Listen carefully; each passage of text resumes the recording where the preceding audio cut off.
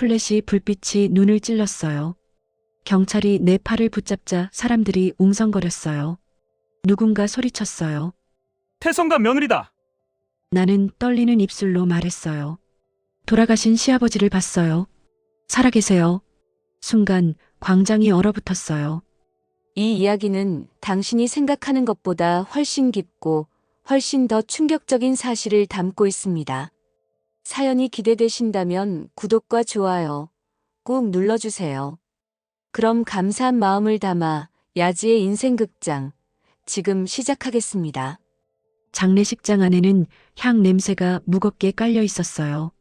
사람들은 검은 옷을 입고 고개를 숙였지만 그 눈빛 속엔 슬픔보다 계산이 숨어 있었어요. 나는 영정 앞에서 오랫동안 서 있었어요.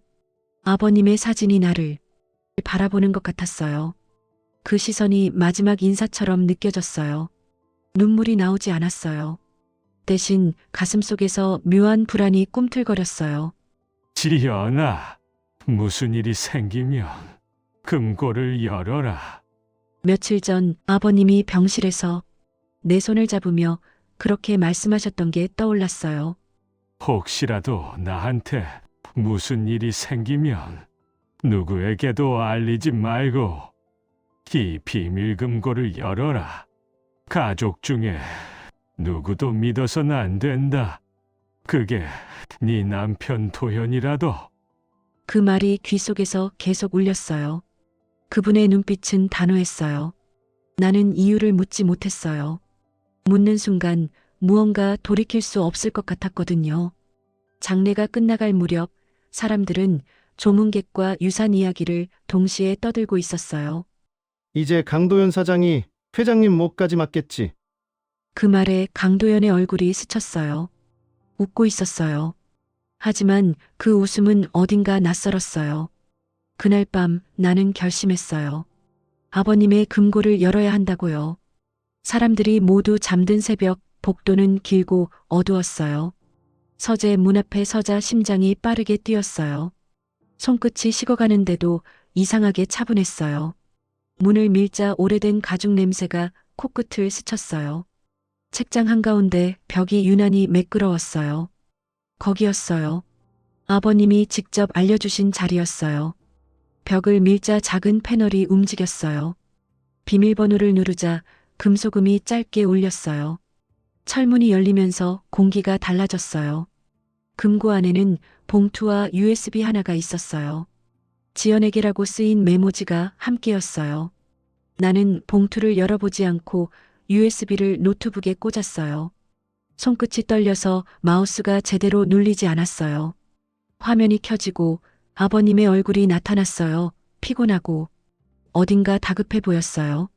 지연아, 이걸 보고 있다면 나는 이미 그들에게 당한 거다.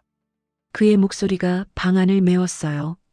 이 안에 회사의 진짜 주인 명단이 있다. 그리고 그 안에는 네 이름이 들어있다. 내 심장이 순간 멈춘 것 같았어요. 그분은 말을 이어갔어요.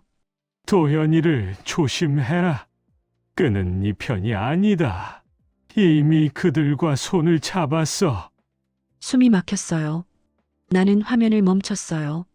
머릿속이 새하얘졌어요. 그 말을 믿고 싶지 않았어요. 하지만 아버님의 얼굴은 거짓을 말하는 얼굴이 아니었어요. 나는 USB를 뽑아서 주머니에 넣었어요. 그때 뒤에서 문 닫히는 소리가 들렸어요. 천천히 고개를 돌리자 강도연이 서 있었어요. 어둠 속에서도 그의 눈빛은 선명했어요. 여기에 비밀 금고가 있다는 건 어떻게 알았지? 그리고 이건 또 어떻게 열었어? 아버지만 열 수 있었을 텐데. 그의 목소리는 낮고 차가웠어요.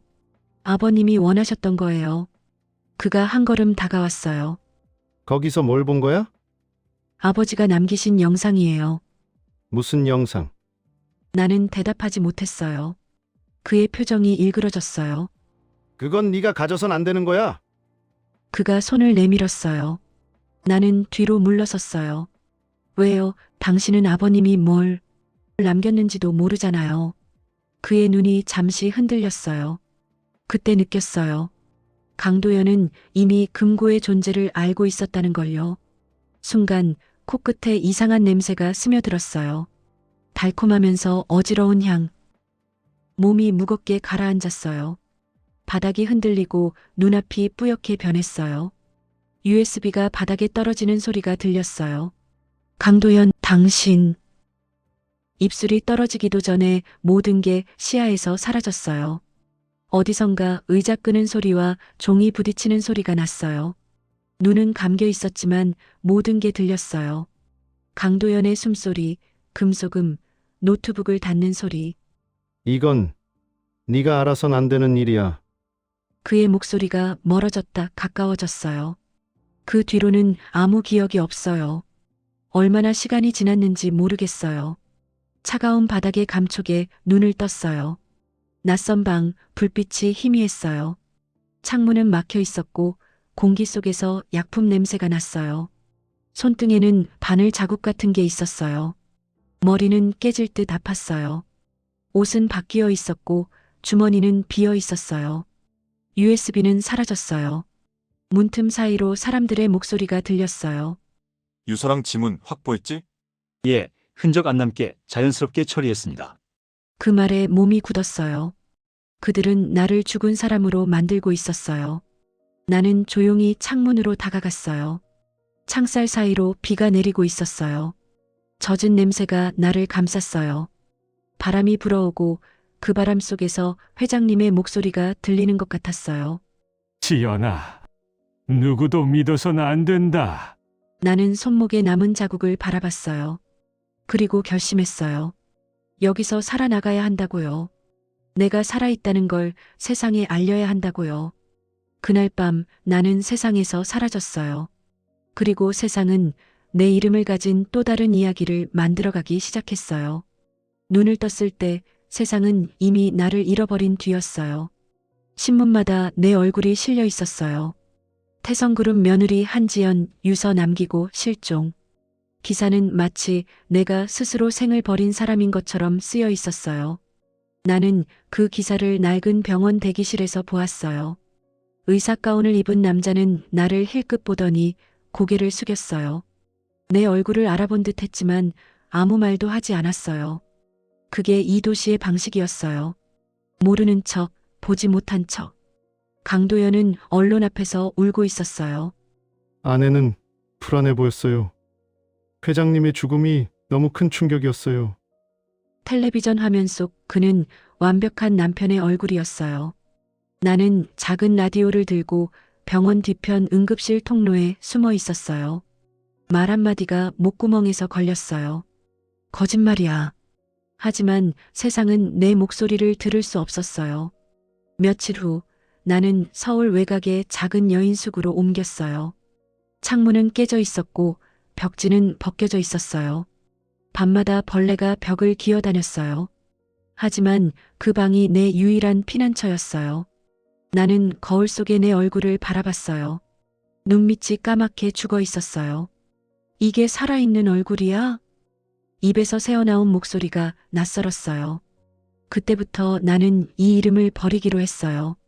한지연은 죽었어요. 그들은 그렇게 만들었고 나도 그렇게 믿기로 했어요. 그 즈음 회사 안에서는 또 다른 움직임이 있었어요. 태성그룹 재무팀의 박 과장은 평소 과묵한 사람이었어요. 숫자 외엔 아무 말도 하지 않던 사람이었죠. 그는 회장님의 장례가 끝난 뒤 며칠째 야근을 하고 있었어요. 그날도 그는 새벽까지 사무실 불을 끄지 않았다고 했어요. 그가 관리하던 서버엔 유원장 수정 파일이라는 문서가 새로 생겨 있었어요. 그리고 그 파일의 접속 기록은 강수연이라는 이름으로 되어 있었어요. 수연, 내 시누이였어요. 박 과장은 다음날 상사에게 보고서를 내밀었어요. 하지만 그 보고서는 끝내 결제되지 않았어요. 결제선에는 강도연의 이름이 있었기 때문이에요. 그날 오후 박 과장은 휴가를 냈어요. 동료들은 이상하게 여겼지만 아무도 묻지 않았어요. 그날 밤 그는 집에 가지 않았어요. 누군가에게 전화를 걸었어요. 혹시 기자 윤서 씨입니까? 그가 남긴 마지막 통화 기록이었어요. 서아는 그날 늦은 밤 전화를 받았어요. 태성그룹 내부 문서의 조작 흔적을 발견했어요. 유언장이 위조된 것 같아요. 박 과장의 목소리는 떨리고 있었어요. 내일 만나시죠. 구로동 카페 블루문에서요. 그 약속은 끝내 지켜지지 않았어요. 다음 날 새벽 박 과장은 교통사고로 즉사했어요. 그의 차는 도로난간에 처박혀 있었고 블랙박스는 고장 나 있었어요. 나는 그 소식을 뉴스로 들었어요. 태성그룹 재무팀 과장, 야근 후 귀가 중 사고사. 그 이름이 박 과장이란 걸 듣는 순간 몸이 떨렸어요. 회장님이 영상 속에서 남긴 말이 떠올랐어요. 강도연을 조심해라. 그리고 또 다른 한마디가 겹쳐 들렸어요. 박 과장에게 자료를 맡겼다. 나는 라디오를 끄고 방 안을 빙빙 돌았어요. 공기가 숨을 막았어요. 그들이 움직이고 있었어요. 회장의 흔적을 지우고 있었어요. 며칠 동안 나는 여관방에서 창밖만 바라봤어요. 밤마다 비가 내렸어요. 빗소리가 사람 목소리처럼 들렸어요. 나는 공중전화 박스로 향했어요. 기자 서아의 번호를 눌렀어요. 통화음이 3번 울리고 끊겼어요. 그녀는 전화를 받지 않았어요. 다음 날 신문에는 이런 기사가 실려 있었어요. 태성그룹 유원장 진위 논란 일축. 악의적 루머다. 그 기사 밑에는 서아의 이름이 기자명으로 적혀 있었어요. 나는 그 이름을 보고 한참을 멈췄어요. 그녀도 알고 있구나. 그날부터 나는 서아를 찾아다녔어요. 그러나 회사 앞에서도 방송국 근처에서도 그녀를 찾을 수 없었어요. 그녀는 흔적을 남기지 않았어요. 마치 누군가가 일부러 가려놓은 것처럼요. 그 무렵 나는 내 이름으로 된 통장 잔액을 확인했어요. 잔고는 그대로였어요. 그런데 이상했어요. 한 달 뒤 갑자기 그 계좌에서 거액이 빠져나갔어요. 입금처는 태성개발 자회사였어요. 그리고 송금인은 한지연이었어요. 나는 얼어붙었어요. 누군가 내 인감과 신분을 이용하고 있었어요. 그들은 아직도 내 이름을 살려두고 있었어요. 그날 밤 여관 주인은 내 방 문 밑으로 편지 한 장을 밀어 넣었어요. 조심하세요. 사람들이 당신을 찾고 있어요. 글씨는 떨려 있었어요. 나는 방 창문을 열고 밖을 내다봤어요. 골목 어귀에 검은 차가 세워져 있었어요. 차 안에서 누군가 담뱃불을 붙였어요. 그날 밤 잠을 이루지 못했어요.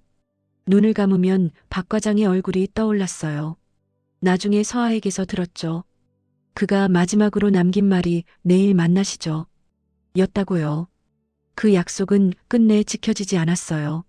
며칠 뒤 뉴스가 또 터졌어요. 태성그룹 공식 상속 절차 개시. 실종된 며느리 한지연 사망 추정. 이제 그들은 나를 완전히 죽였어요. 회장님의 금고도 박 과장의 증거도 모든 게 그들의 손에 들어갔어요. 나는 그저 그림자처럼 살아야 했어요. 하지만 마음속 어딘가가 끓어오르고 있었어요. 박 과장이 죽을 필요는 없었어요. 그는 진실을 말하려 했을 뿐이에요.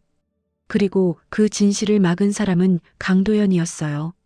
나는 다짐했어요. 그들이 만든 거짓을 무너뜨리겠다고요. 내 이름을 다시 되찾겠다고요. 그러나 아직은 때가 아니었어요. 내가 움직이는 순간 또 다른 누군가가 죽을 수도 있었어요. 나는 침묵 속에서 그들을 지켜보기로 했어요. 그리고 기다리기로 했어요. 그들이 스스로 무너지기를. 밤하늘은 여전히 흐렸어요. 서울역 근처의 불빛이 멀리 반짝였어요. 나는 낡은 가방을 들고 거리를 걸었어요. 차창에 비친 내 얼굴은 완전히 다른 사람이었어요. 하지만 내 마음은 여전히 그 집 서재 안에 있었어요. USB가 떨어지던 그 순간에 멈춰 있었어요. 그날의 소리가 아직도 귀 안에서 울리고 있었어요. 서울역 지하 통로는 사람 냄새와 기름 냄새가 섞여 있었어요. 비가 그치고 난 뒤 젖은 공기가 허파 속으로 밀려들었어요. 나는 낡은 외투에 모자를 눌러쓰고 천천히 걸었어요. 이제 내 이름을 아는 사람은 아무도 없었어요. 그 익명성이 오히려 안도처럼 느껴졌어요. 지하 통로 끝자락에 무료 급식소가 있었어요. 종이컵에 담긴 미역국 냄새가 퍼지고 있었어요. 그 안에서 사람들은 저마다의 사연을 품고 조용히 밥을 먹고 있었어요. 그곳에서 처음 백기준을 봤어요. 그는 사람들 사이에서도 유난히 눈에 띄었어요. 머리는 반쯤 염색되어 있었고 목에 이어폰을 두른 채 낡은 노트북을 만지작거리고 있었어요. 여기선 노트북 쓰면 다들 신기하게 봐요. 그가 말했어요. 나는 잠시 멈춰서서 그를 봤어요. 당신이 보기에도 신기해 보여요? 그는 웃었어요. 아니요. 그냥 반가워서요. 저도 여기 잘 안 어울리거든요. 그날 이후 백기준은 내 곁에 자주 나타났어요. 그는 쉼터에서 자원봉사를 하면서도 노트북을 끼고 다녔어요. 사람들은 그를 괴짜 학생이라고 불렀어요.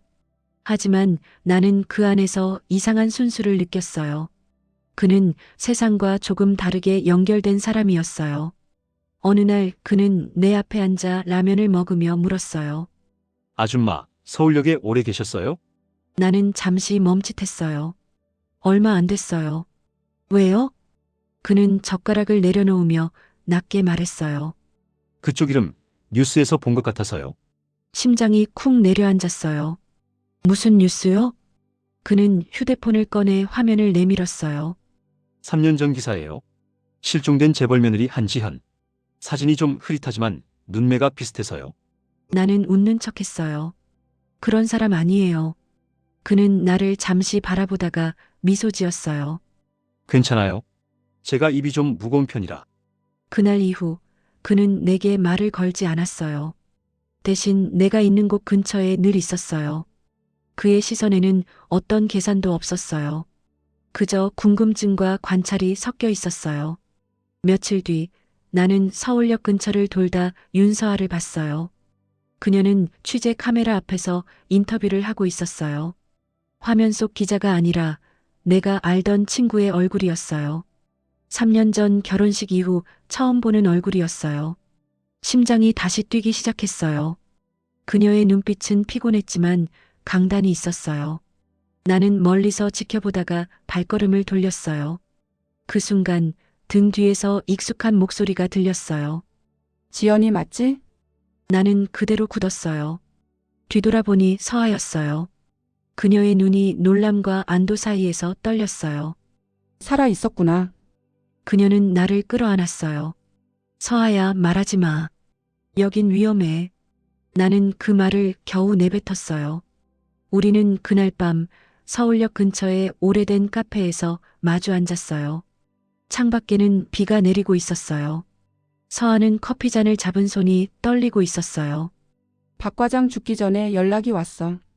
유 원장이 조작됐다고. 그리고 강도연 이름이 나왔어. 나는 아무 말도 하지 못했어요. 그녀는 가방에서 USB 하나를 꺼냈어요. 박 과장이 내게 주려던 자료야.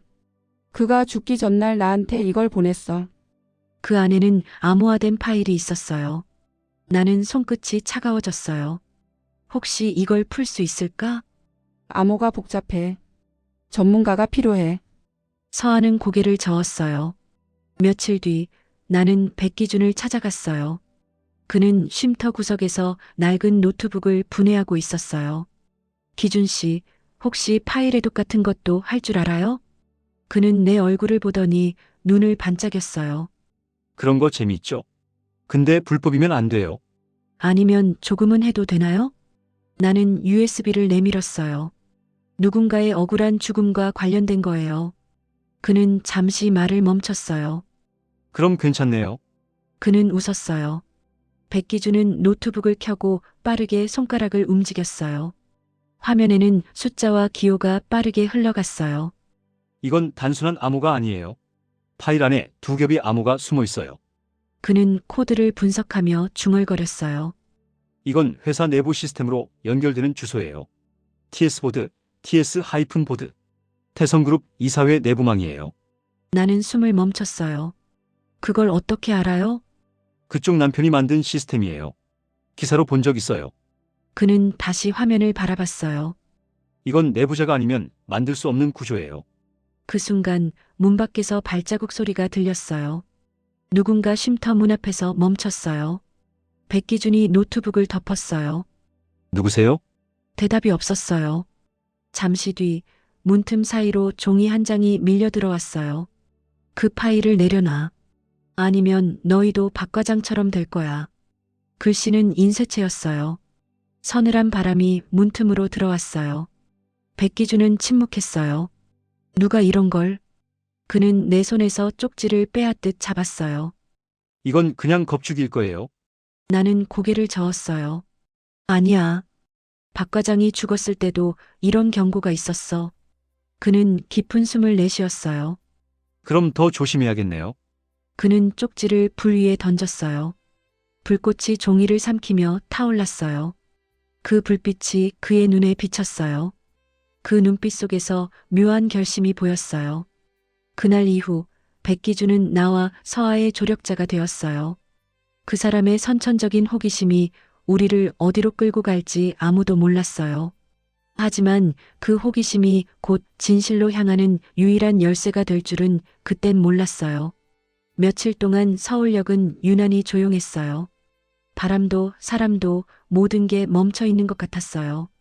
백기준은 노트북 앞에서 밤새 코드를 들여다보고 있었어요. 그의 얼굴은 피곤했지만 눈빛은 살아 있었어요. 나는 그 옆에서 식은 커피를 들고 화면을 바라봤어요. USB에 새로운 데이터들이 드러나기 시작했어요. 그가 낮게 말했어요. 그건 단순한 이사회 자료가 아니었어요. 서류 속에는 자금 세탁, 비자금, 해외법인 같은 단어가 줄줄이 박혀 있었어요. 그리고 그중 한 폴더에서 낯익은 이름이 나타났어요. 강도연 개인 계좌. 그 이름을 보는 순간 숨이 막혔어요. 백기준은 화면을 확대하며 눈을 찌푸렸어요. 이건 단순한 조작이 아니에요. 여기서 회사 자금이 외국으로 빠져나간 흔적이 있어요. 그리고 그걸 승인한 사람 이름이 회장님이네요. 나는 머리를 저었어요. 그럴 리가 없어. 아버님이 그런 일을 하실 분이 아니야. 백기준은 고개를 끄덕이지 않았어요. 그래서 더 이상해요. 회장님 아이디가 마지막으로 로그인된 시간이 사망 당일이에요. 그 한마디가 내 심장을 찔렀어요. 병원 영안실에 누워 계셨던 시아버지의 계정이 사망 당일에 로그인돼 있었다니. 말이 되지 않았어요. 나는 차가운 커피잔을 꼭 쥐었어요. 그때 카페 창문 밖에서 검은 그림자가 스쳐갔어요. 백기준이 재빨리 노트북을 닫았어요. 누군가 우리를 지켜보고 있어요. 서아가 자리에서 일어났어요. 창가 너머에는 검은 양복 차림의 남자 2명이 서 있었어요. 한 명은 이어폰을 꽂고 있었고 다른 한 명은 휴대폰으로 무언가를 보고 있었어요. 서아의 얼굴이 굳었어요. 태성그룹 정보팀이야. 나는 입술을 깨물었어요. 그들은 이미 우리가 무엇을 하고 있는지 알고 있었어요. 우리는 급히 카페를 빠져나왔어요. 밖에서는 갑자기 비가 쏟아지기 시작했어요. 서아는 후드 모자를 눌러쓰고 골목으로 몸을 숨겼어요. 백기준은 노트북 가방을 꽉 움켜쥐며 나를 끌었어요. 이쪽이에요. 우리는 좁은 뒷골목을 달렸어요. 무릉덩이를 밟을 때마다 차가운 물이 다리에 튀었어요. 숨이 가빠졌어요. 뒤에서 발소리가 따라왔어요. 짙은 구두 밑창이 물바닥을 때리는 소리가 점점 가까워졌어요. 골목 끝에서 백기준이 낡은 철문을 열었어요. 우리는 허름한 고시원 방 안으로 몸을 밀어 넣었어요. 좁은 방 안에는 낡은 침대와 작은 냉장고, 그리고 전선이 얽힌 노트북 하나가 있었어요. 백기준은 문을 걸어 잠갔어요. 서아가 숨을 고르며 물었어요. 그 사람들이 누군지 알아요? 강도연의 신복들이야. 아버님 생전 비자금 관리를 맡았던 사람들이지. 내 목소리가 떨렸어요. 서아는 눈을 가늘게 떴어요. 그럼 그들이 지금 움직이는 이유는? 우리가 진실에 너무 가까워졌기 때문이야. 백기준은 노트북을 다시 켜며 중얼거렸어요. 이건 백업이에요. 원본은 외부 클라우드에 옮겼어요. 서아가 고개를 들었어요. 클라우드. 누가 여길 털어도 증거는 남아요. 그리고 내가 정한 암호를 풀 수 있는 사람은 나밖에 없어요. 그의 목소리엔 불안과 자신감이 뒤섞여 있었어요. 나는 그를 바라봤어요. 젊은 얼굴이지만 그 눈빛 속엔 두려움보다 결의가 있었어요. 창문 밖에서 또다시 자동차 불빛이 번쩍였어요. 서아가 커튼을 닫으며 낮게 중얼거렸어요. 저놈들 그냥 가만히 있진 않겠지. 비냄새가 방 안까지 스며들었어요. 시간이 멈춘 것 같았어요. 그때 백기준이 내 쪽을 보며 물었어요.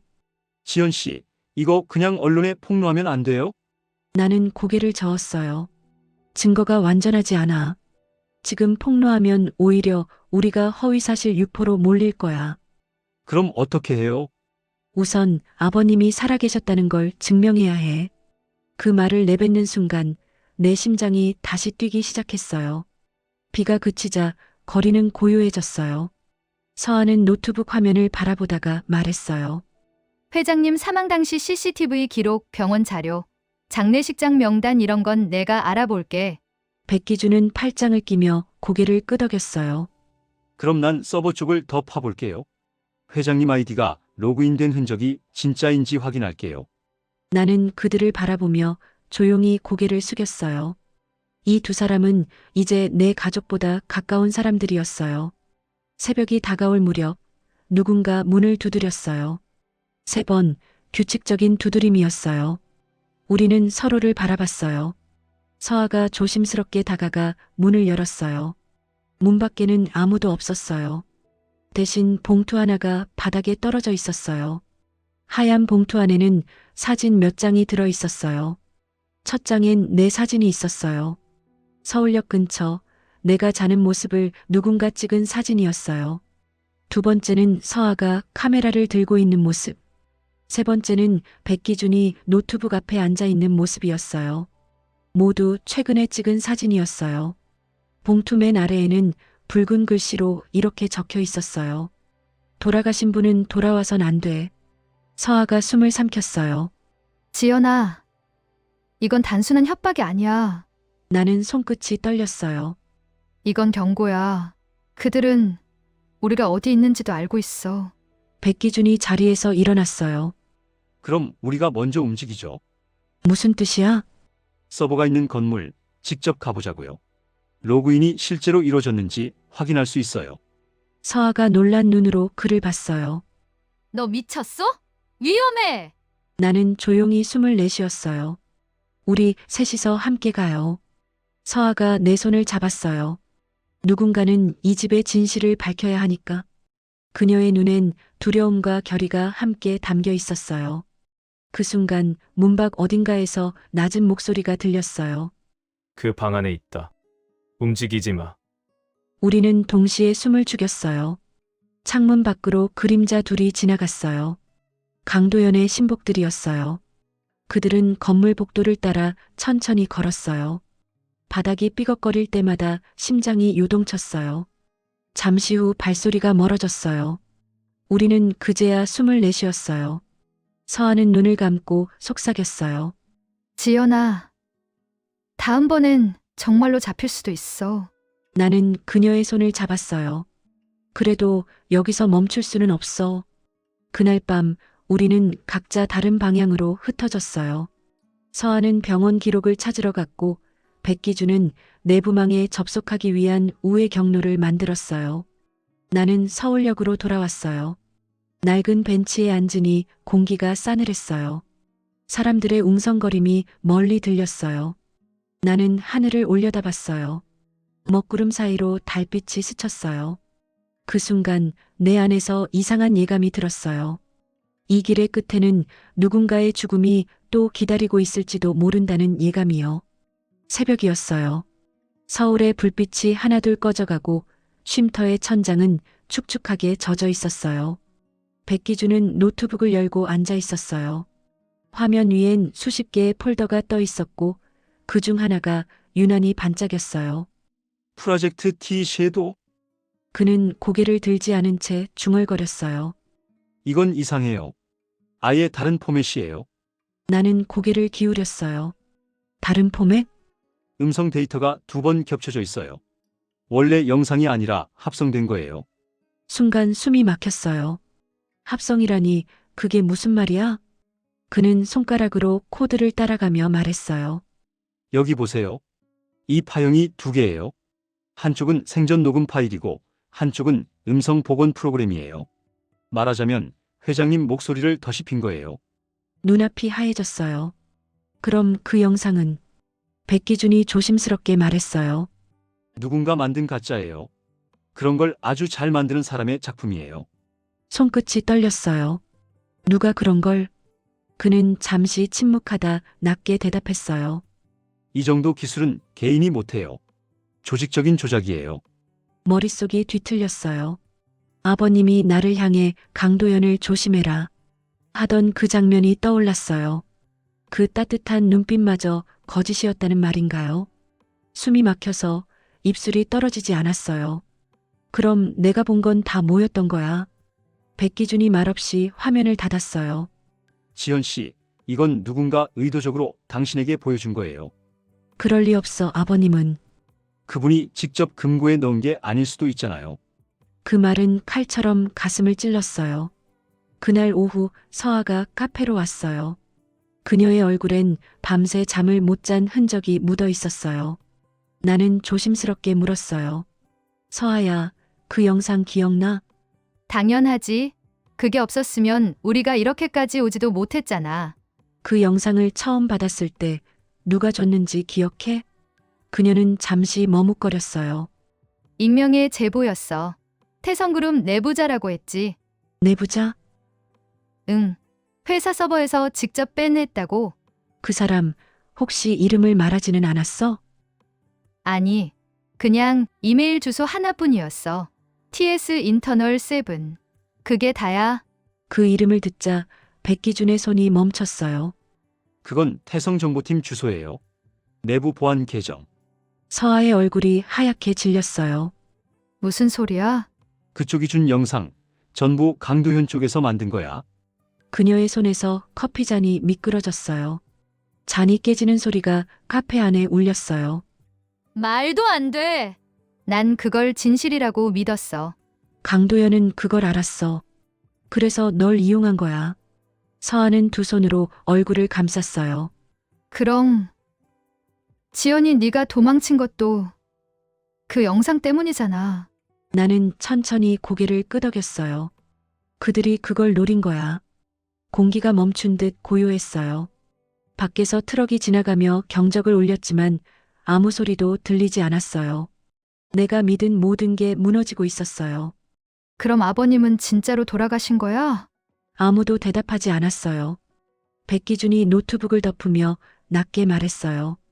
우린 지금 강도현이 만든 판 위에서 놀고 있었던 거예요. 서아가 이를 악물었어요. 그 자식. 나까지 이용한 거야. 그녀는 자리에서 벌떡 일어났어요. 그럼 이제 뭘 해야 해? 이젠 진짜 증거를 찾아야 해. 진짜 회장의 흔적을. 서아는 숨을 깊게 내쉬었어요. 지연아. 나한테 화났지?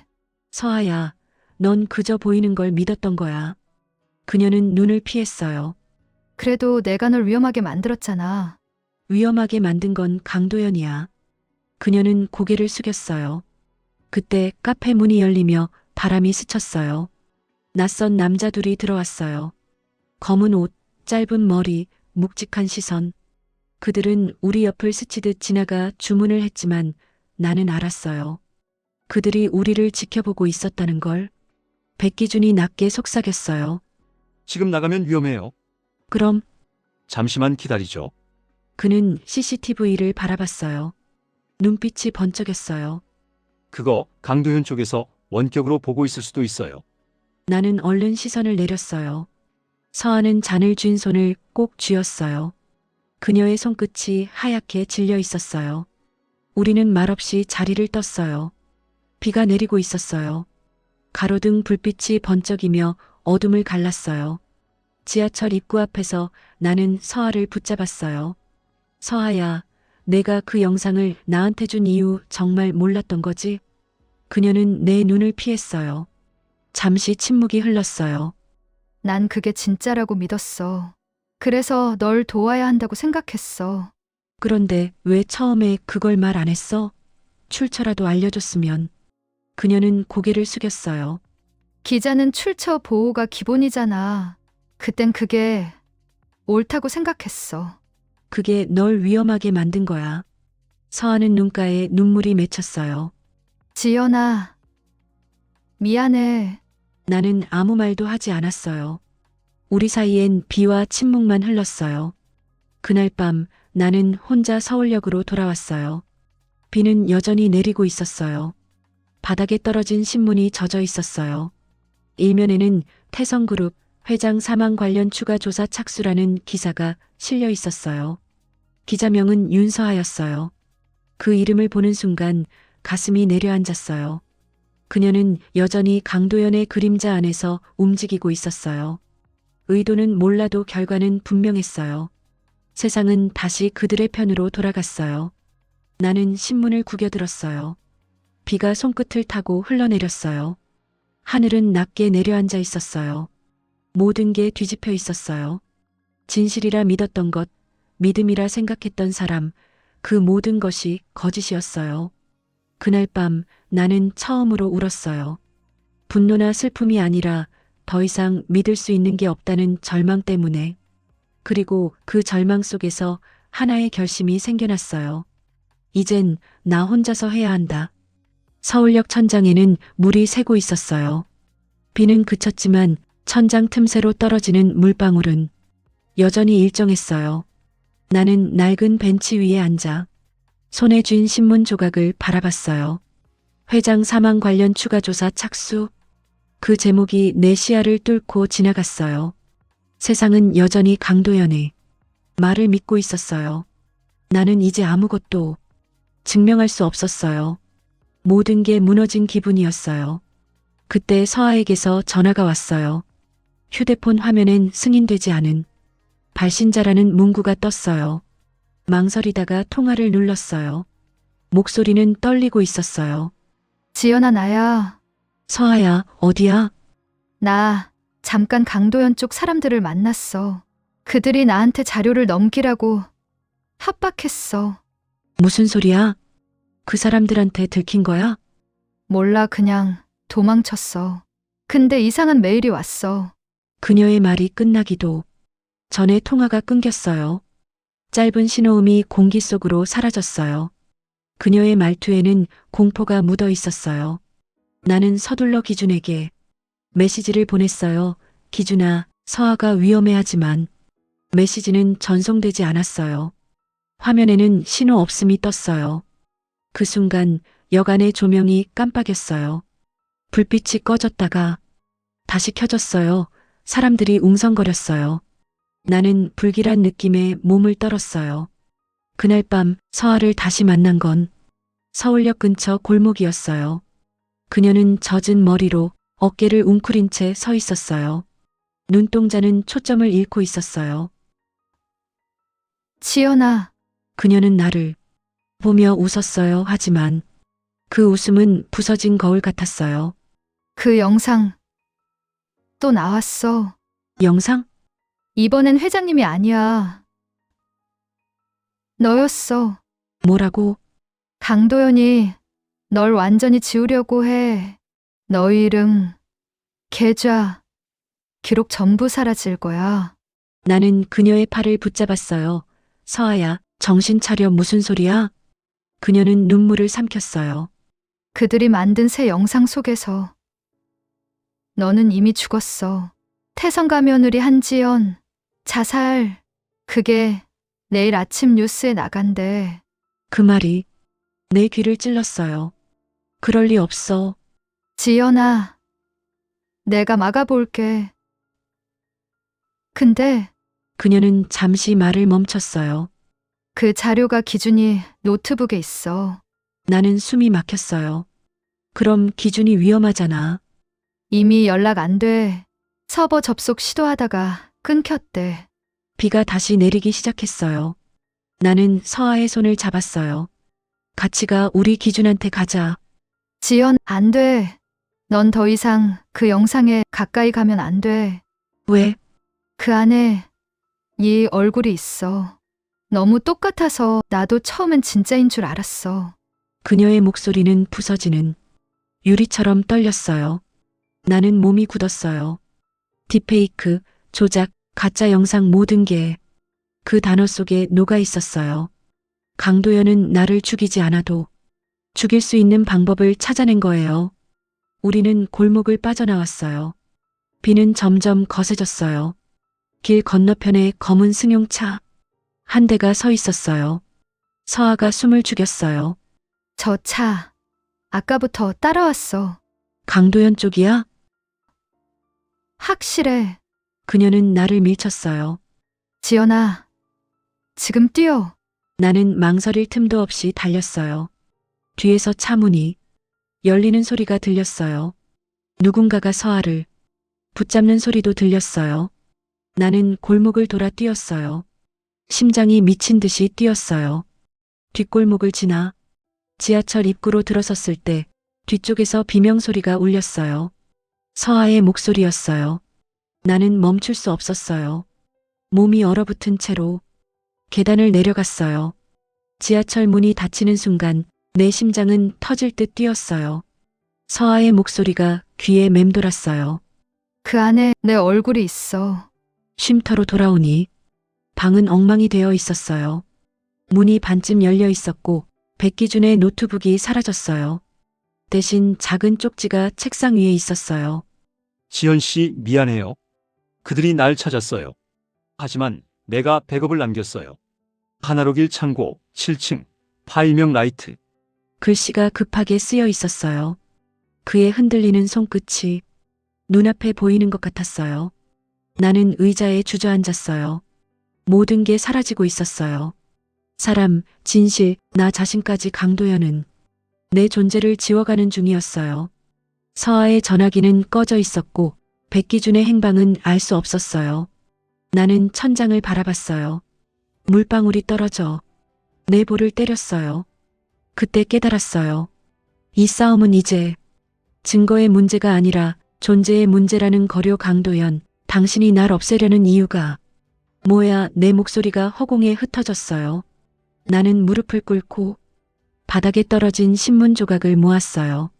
그중 한 줄에 눈이 멈췄어요. 회장 사망 당시 사고 차량 운전자는 강도연으로 추정. 그 한 줄이 내 숨을 먹게 했어요. 그는 아버지를 죽였어요. 그리고 나를 죽이려 하고 있었어요. 나는 손을 떨며 쪽지를 쥐었어요. 이제 남은 건 백기준이 남긴 백업뿐이었어요. 그게 진실을 밝힐 마지막 열쇠였어요. 비는 계속 내리고 있었어요. 창밖에 불빛이 깜빡이며 내 그림자를 흔들었어요. 나는 조용히 속삭였어요. 이젠 나도 끝까지 가볼 거야. 새벽 준비는 불빛 하나로 시작됐어요. 우리는 오래된 스튜디오처럼 생긴 작은 공간에 모여 있었어요. 카메라 녹화 장비는 빌렸고 조명은 낡았지만 빛은 충분했어요. 백기준이 남긴 라이트 파일을 USB로 복원한 뒤 우리는 그 영상을 마지막으로 점검하고 있었어요. 그 안에는 회장님의 원본 음성, 현장 기록, 그리고 차량 위치 로그가 들어 있었어요. 그 로그는 단 하나의 진실을 말하고 있었어요. 사고 당시 회장님 차량의 운전석에는 강도연이 있었다는 것. 오늘 밤 라이브로 올리자.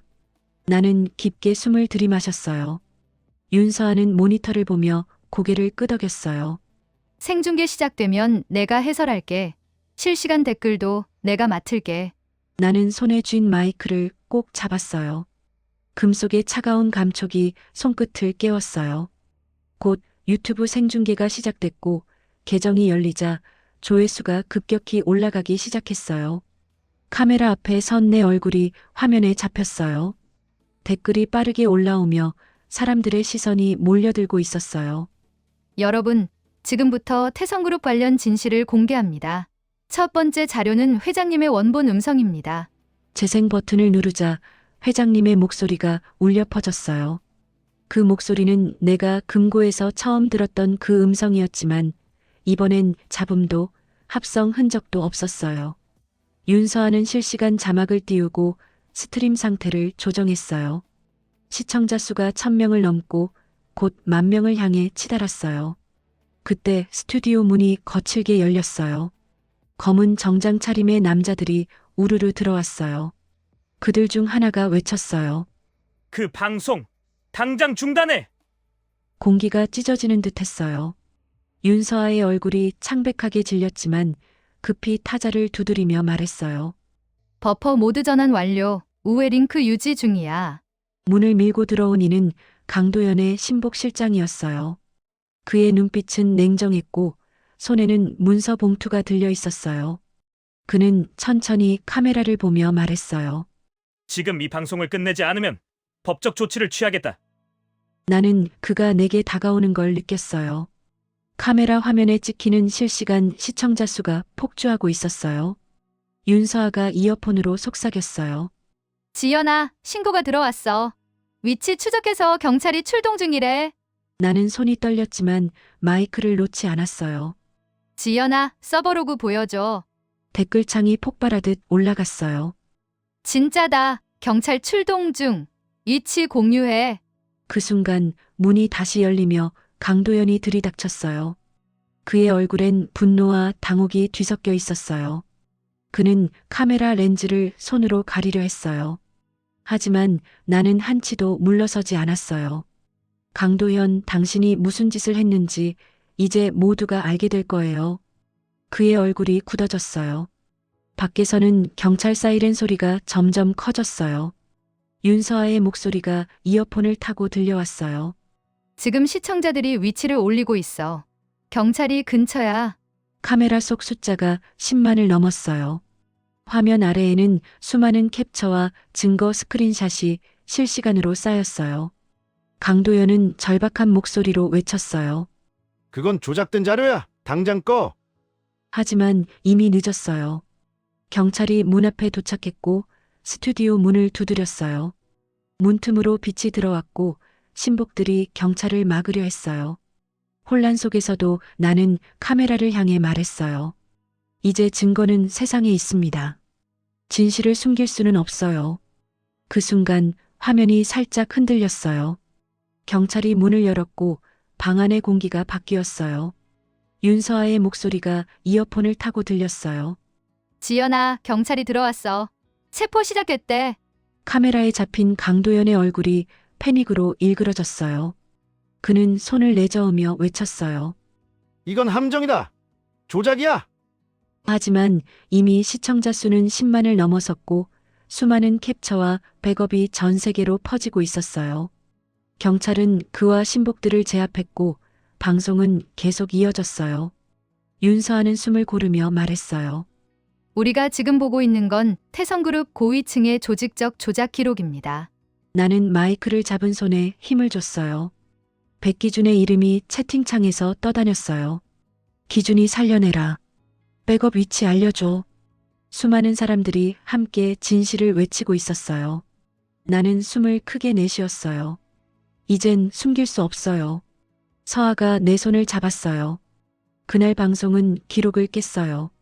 시청자 수는 순식간에 폭발했고 그날 밤 태성가의 비밀은 전 국민의 눈앞에 공개되었어요. 그리고 경찰은 강도연을 체포했다는 속보를 발표했어요. 방송이 끝난 뒤 스튜디오 안은 고요했어요. 나는 이어폰을 빼며 속으로 중얼거렸어요. 기준이가 어디에 있든 이걸 봤으면 좋겠어. 윤서아는 내 어깨를 감싸며 말했어요. 그 사람 분명 살아있을 거야. 창밖엔 빗방울이 다시 흩날렸어요. 나는 속삭였어요. 진실을 밝히는 일이 끝나면 널 찾아낼게. 기준아, 꼭. 비가 그쳤어요. 서울역 광장은 여전히 젖어 있었지만 그 속엔 지난날의 흔적이 씻겨나가고 있었어요. 며칠 전의 방송은 전국을 뒤흔들었어요. 강도연은 체포됐고 태성그룹은 임시이사회 체제로 전환됐어요. 뉴스에서 내 이름이 사라졌어요. 그게 이상하게도 마음을 편하게 만들었어요. 나는 작은 여행 가방을 들고 역 안으로 들어갔어요. 목적지 없이 표 한 장을 샀어요. 이제는 도망이 아니라 새로운 시작이 필요했어요. 플랫폼 벤치에 앉아 눈을 감았어요. 엔진 소리, 방송 안내음, 멀리서 들려오는 아이의 웃음소리. 그 모든 소리가 어쩐지 따뜻했어요. 그때 낯익은 문장이 떠올랐어요. 지연 씨, 100억 남겨놨어요. 백기준의 쪽지에 적힌 그 말이었어요. 그 한 문장이 지금의 나를 여기까지 이끌었어요. 기차가 플랫폼으로 들어왔어요. 나는 자리에서 일어났어요. 그때였어요. 플랫폼 끝, 광고판 불빛 아래 누군가 서 있었어요. 검은 재킷, 낡은 백팩, 손에 쥔 작은 USB 하나. 멀리서도 그 손의 떨림이 보였어요. 그건 백기준이었어요. 그는 나를 향해 미소 지었어요. 나는 숨을 멈췄어요. 말 한마디 하지 않았어요. 그저 서로를 바라봤어요. 시간이 멈춘 것 같았어요. 살아줘서 고마워, 기준아. 그 말이 내 입술을 스치듯 흘러나왔어요. 그는 아무 대답도 하지 않았어요.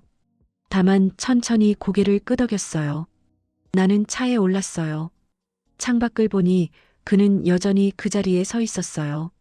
비에 젖은 손으로 머리를 쓸어 올리며 그 USB를 하늘로 들어 올렸어요. 그건 우리가 지켜낸 진실의 증거였어요. 기차가 움직이기 시작했어요. 창밖 풍경이 흘러가며 사람들의 얼굴이 스쳐갔어요. 이제서야 진짜 시작이라는 생각이 들었어요. 유리창 너머로 한 사람의 그림자가 점점 멀어졌어요. 나는 속삭였어요. 안녕, 기준아. 그리고 천천히 눈을 감았어요. 모든 소리가 잦아들고 마지막으로 들려온 건 빗소리뿐이었어요. 그 소리는 두려움이 아니라 평화였어요. 야지의 인생극장 재미있게 보셨나요? 영상이 마음에 드셨다면 구독과 좋아요 한 번씩 눌러주세요. 더 좋은 이야기로 다시 찾아뵐게요. 그럼 오늘도 좋은 하루 되세요.